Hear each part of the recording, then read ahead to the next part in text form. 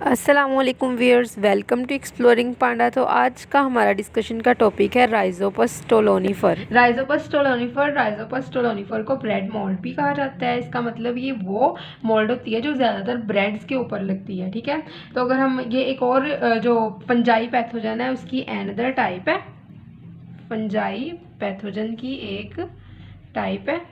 ठीक है, तो ज़्यादातर जो है वो ब्रेड्स हैं उनको कंटेमिनेट कर देती है। ठीक है, तो अगर हम बात करें इसके सोमैटिक स्ट्रक्चर की, तो सोमैटिक स्ट्रक्चर के अंदर ना दो तरह के हाइफी पाए जाते हैं। ठीक है, तो एक हाइफी जो सबस्ट्रेट के ऊपर स्ट्रक्चर के ऊपर पाया जाता है, जो आप जिसको देख सकते हैं नेक डाई से, उसको हम कहते हैं स्टोलोनीफेरस हाइफी। ठीक है, और दूसरा हाइफी वो होता है जो सरफेस के अंदर एंकर हुआ होता है, जो सरफेस के अंदर जस्ट लाइक रूट्स उसने एक एंकरेज की होती है सरफेस में, तो उसको हम कहते हैं राइजोडल हाइफी। तो सोमैटिक स्ट्रक्चर में दो तरह के हाइफी होंगे, एक स्टोलोनीफेरस हाइफी, दूसरा राइजोडल हाइफी। तो जो स्टोलोनीफेरस हाइफी होता है वो हाइफी होता है जो सबस्ट्रेट के ऊपर पाया जाता है। ठीक है, जो सबस्ट्रेट के ऊपर पैरेलल होता है। दूसरा हाइफी होता है राइजोडल हाइफी। राइजोडल हाइफी वो होता है जो जस्ट लाइक रूट जिसने एंकर किया होता है सबस्ट्रेट के अंदर और वहां से न्यूट्रिएंट्स वगैरह जो होता है वो अब्जॉर्व कर रहा होता है। ठीक है, तो उसके बाद हम बात करेंगे कि जो राइजोडल हाइफी होता है ना, ये सिक्रिएट करता है सब्सटेंस जिसको कहते हैं डायस्टैटिक सब्सटेंस, डायस्टैटिक सब्सटेंसेस। तो ये सब्सटेंसेस कौन सी क्रिएट करता है? राइजोडल हाइफी। तो ये जो डायस्टैटिक सब्सटेंसेस होती हैं ये डाइजेस्ट करती हैं फूड को। ठीक है, फूड को ये डाइजेस्ट कर देती हैं, डाइजेस्ट फूड को ये डाइजेस्ट करती हैं और कन्वर्ट कर देती हैं इनसोल्यूबल कार्बोहाइड्रेट्स, वो कार्बोहाइड्रेट्स जिसको ये अब्जॉर्ब नहीं कर सकते हैं उसको सोल्यूबल कार्बोहाइड्रेट्स के अंदर कन्वर्ट कर देती है। तो डायस्टैटिक सब्सटेंसेस कौन प्रोड्यूस करता है? राइजोडल हाइफी, जिसने एंकर किया होता है सबस्ट्रेट के अंदर, और ये डायस्टोटिक सब्सटेंस जो होते हैं ये कन्वर्ट कर देते हैं इनसोल्यूबल कार्बोहाइड्रेट्स को into soluble carbohydrates. Insoluble carbohydrates soluble carbohydrates के अंदर कन्वर्ट हो जाते हैं, जिसको फिर इजीली जो है वो ये राइजोपस स्टोलोनिफर इस्तेमाल कर लेता है। ठीक है, तो यहाँ तक इसकी थी कि इसका सोमैटिक स्ट्रक्चर क्या है कि उसका, और उसके अलावा कि इसके अंदर किस तरह का इसका हाइफी वगैरह पाई जाती है। उसके बाद इसके अंदर रिप्रोडक्शन, तो इसके अंदर वेजिटेटिव रिप्रोडक्शन भी पाई जाती है, एसेक्सुअल रिप्रोडक्शन भी पाई जाती है और सेक्सुअल रिप्रोडक्शन भी पाई जाती है।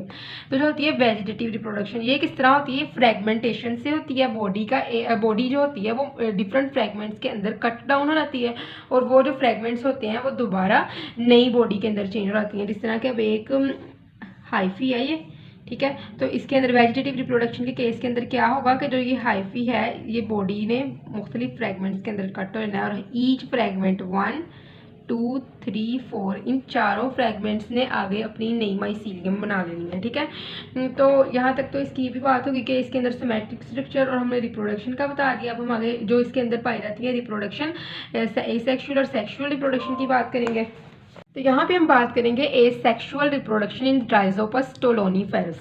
तो एसेक्सुअल रिप्रोडक्शन के अंदर क्या होता है कि एक सोमैटिक हाइफी के ऊपर जो एक सोमैटिक हाइफी है नॉर्मल, उससे ना एरियल ब्रांचेस जो होंगी वो निकलनी शुरू हो जाएंगी ऊपर की तरफ। ठीक है, तो जो ये एरियल ब्रांचेस निकलनी शुरू हो गई हैं ऊपर की तरफ, ये स्टार्क लाइक स्ट्रक्चर एक सोमैटिक हाइफी में से निकल रहा है, इसको हम कहेंगे ये क्या है? ये है स्पोरेंजियोफोर।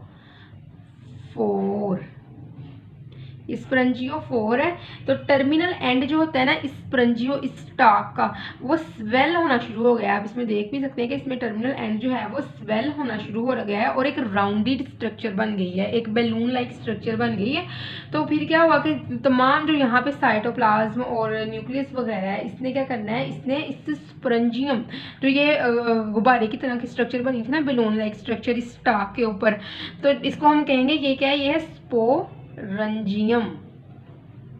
तो स्पोरंजियम के अंदर ना सारा साइटोप्लाज्म और न्यूक्लियस वगैरह जो ये सोमैटिक हाइफी है इस तरफ मूव करना शुरू कर जाएगा। ठीक है, तो एक एडिकेट क्वांटिटी तक ये इसके अंदर मूव करता रहेगा। तो जो स्पोरंजियम के अंदर भी दो तरह के जोन पाए जाते हैं। जो आउटर जोन होता है उसको हम क्या कहते हैं? इसके अंदर दो जोन पाए जाएंगे, एक आउटर जोन होगा और एक इनर जोन होगा। जो आउटर जोन होगा वो क्या? उसको हम कहेंगे कि ये पेरिफेरल जोन है। पेरिफेरी मतलब साइड वाला, किनारों वाला। Outer zone is peripheral zone and the inner zone is central zone.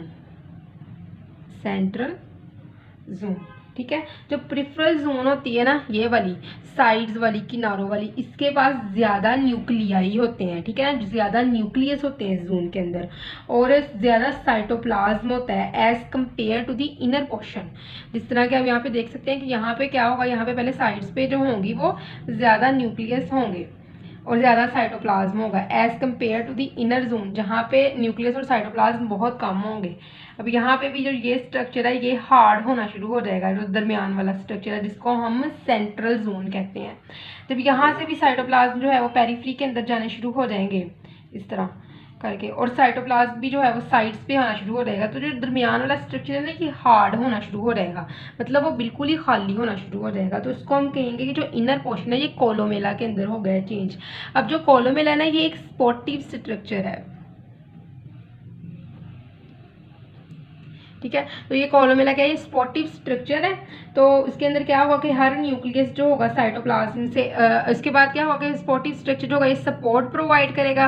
जो ये ऊपर वाला सारा जोन है इसके अंदर न्यूक्लियाई और साइटोप्लाज्म हमें पता है पहले से ही इकट्ठे हो चुके हैं, तो यहाँ पे बहुत ज़्यादा तादाद में न्यूक्लियाई और साइटोप्लाज्म पाए जा रहे हैं स्पोरेंजियम के अंदर, ठीक है। स्पोरेंजियम है ये, और जो जिस कोलोमेला के जो नीचे वाला पोर्शन है इसको हमें पता है कि हमने इसको पहले भी कहा था कि ये क्या है, ये है स्पोरेंजियोफोर,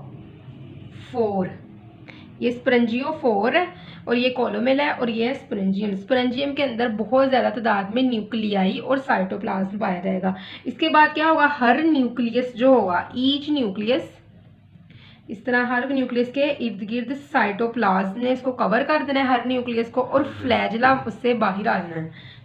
तो उससे फ्लैजला बाहर आ जाना है और इस जो स्ट्रक्चर बनना है, यहाँ पे बहुत ज़्यादा न्यूक्लियस थे और साइटोप्लाज्म थे, हर न्यूक्लियस के गिर्द साइटोप्लाज्म में एडिकेट क्वांटिटी में जमा हो गया और इस साइटोप्लाज्म से उसके बाद वहाँ से फ्लैजला निकल आया, और इसको हम कहेंगे ये क्या बन गया, ये बन गए जूस्पोर्स।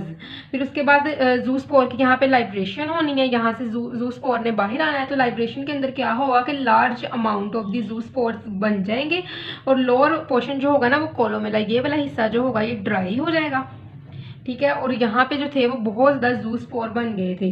तो कोलोमेला ने ना जो प्रेशर ड्राई हो गया पुश करना है क्योंकि वो ड्राई हो गया है, अब उसके अंदर कोई भी प्रोलिफ्रेशन नहीं है, तो उसने क्या करना है, कोलोमेला ने ये वाले पोर्शन ने बाहर की तरफ प्रेशर पुट करना है, और बाहर से जो जूस्पोर्स है क्योंकि वो अब मोटाइल है, उनके पास फ्लैजला मौजूद है, जूस्पोर्स ने जो है वो जूस्पोर ने ना वो आगे फिर प्रेशर पुट करना है क्योंकि वो भी मोटाइल है। कोलोमेला प्रेशर पुट करेगा जूस्पोर के ऊपर, जूस्पोर करेगा इधर ये वाल के ऊपर, जूस्पोरेंजियम की वाल के ऊपर, ठीक है ना। तो जब जूस्पोरेंजियम की वाल के ऊपर ये प्रेशर पुट करेगा तो यहाँ पे अब क्या होगा कि जूस्पोर को जो ऊपर वाली वाल है, ये वाली जो वाल थी ये बस्ट कर गई, ठीक है। यहाँ पे जो वाल थी ये बस्ट कर गई और फिर जो जूस्पोरेंजियम है वो फट गया और जूस्पोर से वो वहाँ से बाहर आ गए। तो अब लिबरेशन भी हो गई है। अब यहाँ पे क्या होनी है, लिबरेशन के बाद जर्मिनेशन करवानी है जूस्पोर की, तो लिबरेशन के बाद जूस्पोर ने स्विम करना है और बाहर आ जाना है, वाइल दी फ्लैजला जो था, जो फ्लैजला थे वो खत्म हो जाएंगे जूस्पोर्स के, ठीक है। तो यहाँ पे क्या होगा, जब ये यहाँ से रप्चर करने के बाद पेरिफेरल वाल रप्चर हुई थी, जूस्पोरेंजियम की फ्लैज जो थे जूस्पोर्स के बाहर आ गए थे। अब आगे जूस्पोर्स की जर्मिनेशन होनी है, जर्मिनेशन। तो जर्मिनेशन के अंदर क्या होता है कि जो जूस्पोर्स हैं वो बाहर आ गए, अब वो जर्मिनेट करेंगे तो एक सूटेबल सबस्ट्रेट के ऊपर जहाँ पे टेम्परेचर, प्रेशर और जो है वो लाइट एक एडिकेट क्वांटिटी में पाई जाएगी, वो उनके लिए जो है वो बेटर इन्वायरमेंट होगा, वहाँ पे सूटेबल इन्वायरमेंट वाले सबस्ट्रेट के ऊपर ये गिरेंगे जूस्पोर और क्या बना देंगे, वहाँ पे ये बना देंगे ये जर्म ट्यूब। और जर्म ट्यूब जो होगी वो फाइनली डेवलप कर जाएगी, this germ tube finally develop into the mycelium, fully developed mycelium. अब यहाँ पे हम बात करते हैं sexual reproduction in Rhizopus stolonifer. तो यहाँ पे क्या होगा कि दो तरह की ना जो स्ट्रेन्स पाई जाएंगी, एक पॉजिटिव स्ट्रेन और एक नेगेटिव स्ट्रेन। तो पॉजिटिव और नेगेटिव स्ट्रेन क्या होंगी, एक दूसरे के जो होंगे वो कम क्लोज आ जाएंगी। ये नेगेटिव स्ट्रेन है और ये हमारे पास है ये पॉजिटिव स्ट्रेन है। और हाइफी जो होगा ना पॉजिटिव स्ट्रेन का, ये वाला जो हाइफी होगा पॉजिटिव स्ट्रेन का, ये फ्यूज़ कर जाएगा हाइफी किसके साथ, नेगेटिव स्ट्रेन के हाइफी के साथ। आप यहाँ पे देख भी सकते हैं एक दूसरे के पहले करीब आ गए हैं हाइफी नेगेटिव और पॉजिटिव स्ट्रेन के। तो नेगेटिव स्ट्रेन का जो हाइफी होगा ये पॉजिटिव स्ट्रेन के करीब आ जाएगा, फिर उसके बाद क्या होगा, ये फ्यूज़ हो रहेंगे। तो प्लाज्मोगैमी होगी इनके अंदर, और प्लाज्मोगैमी के साथ साथ कैरियोगैमी भी हो जाएगी। प्लाज्मोगैमी होती है जो मिक्सिंग होती है साइटोप्लाज्म की, और कैरियोगैमी होती है मिक्सिंग ऑफ द न्यूक्लियसिस, ठीक है, न्यूक्लियस।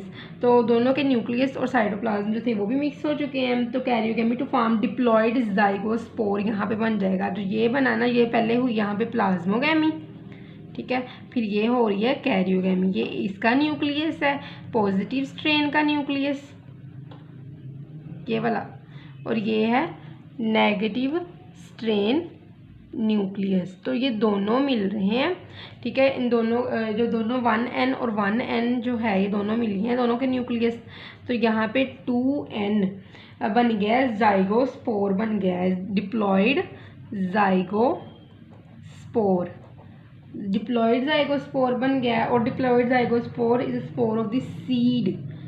तो ये जो ज़ाइगोस्पोर वो होता है, zygospore is a spore of seed, seed का ऐसा स्पोर जो कि डोरमेंट रहता है for several which remain dormant for several long time, for long time के लिए ये ज़ाइगोस्पोर डोरमेंट रहता है, और एक सूटेबल इन्वायरमेंट अटेन करने के बाद ये जर्मिनेट करता है, ठीक है ना।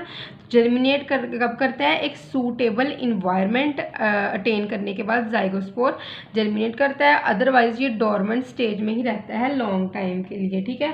तो दिस जर्मिनेट ज़ाइगोस्पोर्स, तो ये जो ज़ाइगोस्पोर्स होता है ये आगे क्या करता है, आगे ये जर्मिनेट करता है और बाद में मियोसिस के अंदर चल जाता है टू प्रोड्यूस हैप्लॉइड स्पोर। तो आप यहाँ पे देख सकते हैं कि यहाँ पे ज़ाइगोस्पोर जो होंगे वो जर्मिनेट कर जाएंगे, और फिर उसके बाद ये जाएंगे मियोसिस के अंदर और हैप्लॉइड स्पोर प्रोड्यूस कर देंगे। तो यहाँ पे ये स्पोर्स प्रोड्यूस इसने कर दिए हैं, हैप्लॉइड स्पोर्स, और ये स्पोर्स जब एक सूटेबल सबस्ट्रेटम के ऊपर गिरते हैं तो दोबारा किसके अंदर चेंज हो जाते हैं, ये तो ये दोबारा माइसीलियम के अंदर चेंज होते हैं। यहाँ पे जो होगी वो जो ज़ाइगोस्पोर जब जर्मिनेट करेगा, फिर उसके बाद यहाँ पे ज़ाइगोस्पोर जर्मिनेट कर गया, स्पोरेंजियम है ये नीचे जो स्टाक है इसको हम कहेंगे कि ये क्या है, ये है हमारे पास स्पोरेंजियोफोर। आई होप सो कि आपको इसकी समझ लग गई होगी, लेकिन अगर किसी भी किस्म की कन्फ्यूजन है तो आप कमेंट सेक्शन में पूछ सकते हैं। Thank you so much and अल्लाह हाफिज़।